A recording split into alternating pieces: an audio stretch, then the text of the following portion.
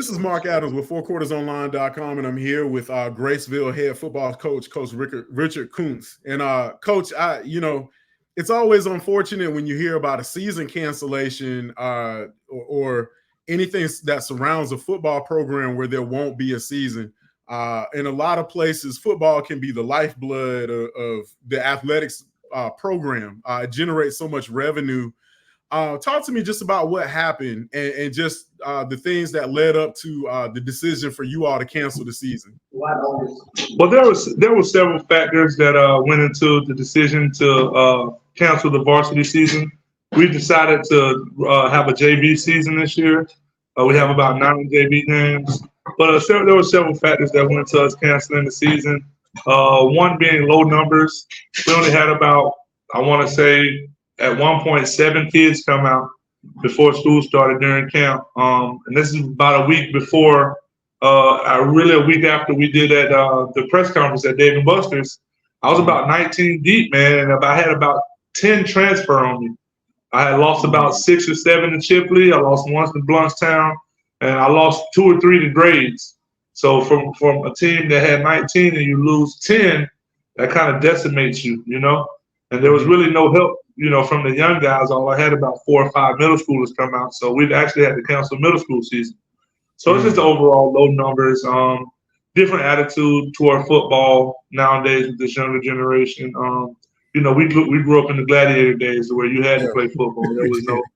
There was no choice. You know what I mean? If you wanted dinner, you had to play some football. You know what I'm saying? So nowadays it's I don't want my baby getting hurt. There are other things to do, coach. I gotta go home and make up my bed. It's all kind of excuses of why not to get out there. And those kids in those communities that want it, they have their numbers and they're able to continue. Coach, what's your relationship with with the kids that you have now in the JV program? Are they still excited to pursue a JV season? Are they still geared up for football? Actually, it's a funny thing. Most of them are very excited that we're playing a JV season because in years past, they've had to play varsity as early as 6th grade, and they get beat up on. The last 3 years, man, the football has really not been enjoyable for these kids. They're in 6th, 7th, 8th, 9th, 10th.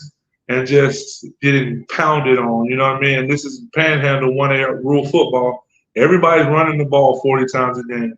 So it's no finesse to the game up here. You don't get hit in the mouth, and if you don't want to get hit in the mouth or you're not ready to get hit in the mouth, they don't care. They're going to hit you anyway.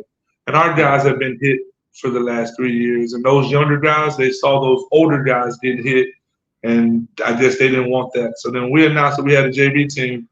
They were excited, had about 10 guys come out. So we're up to about 15 or 16 in the program right now.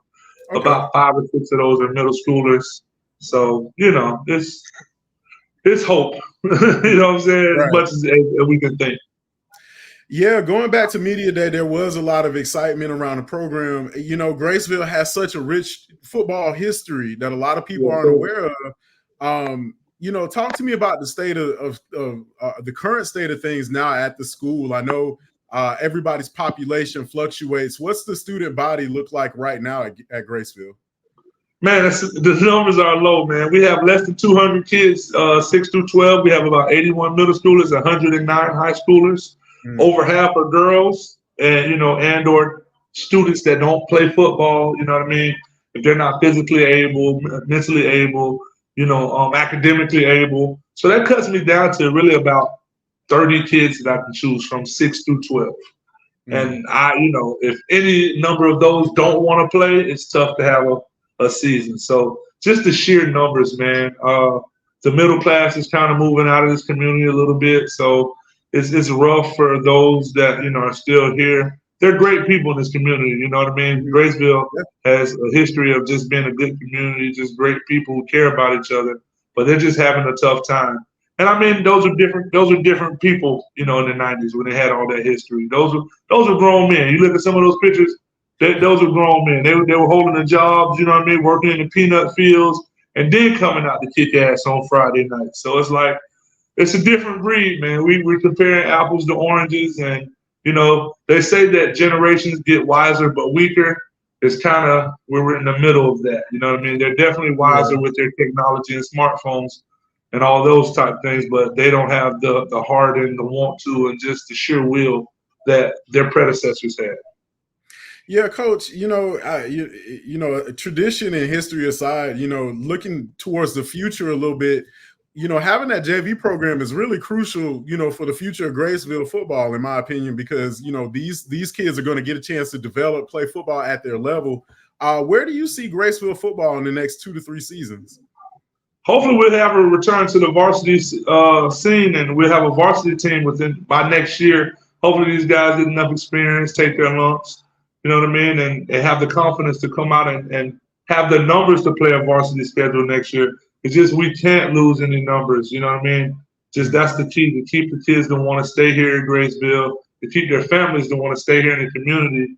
You had a lot of drainage as far as resources, manpower, and just humanity around here. So it's like, if we can just keep that together, we should have a good chance of bringing back Graceville football. But if not, if it keeps going how it's going, I fear the worst for Graceville. And it's such a shame because, like you said, it's a place with great history, great traditions, and just a lineage of winning. But, they got to kind of bridge that gap between the 90s and now as far as with the community and the kids.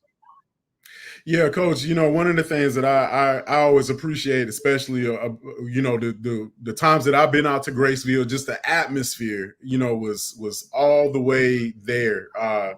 Just lining up, coming out of the Tiger cage, before kickoff, that was, I felt like that was one of the great traditions, especially in rural football. And you just don't see that in a lot of places. Do you feel like you have support from, administrators, parents, and people that are still bought into Graceville? Well, of course, I definitely will say that the administration, all of my leadership here, they definitely support me, and they would like for us to have a better team. The community, they want the program to be top notch. They just have to do a little bit more work as far as getting their kids to come out, getting their kids all the proper documentation to play, and just putting in that sense of urgency that they had when they were kids and their parents had when they, just that whole spirit of want to win, want to represent Graceville, that has to return. I think a lot of these people feel like grass is greener on the other side, but the grass is green where you water it. So if they're not watering, if they don't feel like they need to water Graceville, or if they need to, do the things that they need to do to bring their own homeland back up, then you'll continue to see that drain. They'll continue to go to Chipley, Holmes County, all the different programs that they feel have the glitz and the glamour to it. Now, I'm not upset with any of those schools, you know what I'm saying? Because I coached at Vernon one year and I was on the opposite end. We got Austin Angerbrand here from Graceville that year. We were one game from state. So I understand it works both ways, you know what I mean? I'm not going to hate the player. I ain't going to hate the game, you know what I'm saying? But they just have to find more of a commitment to themselves, you know what I mean? And to their home. You got to rep your hood. Nobody want to rep their hood no more. They want to just go well popping.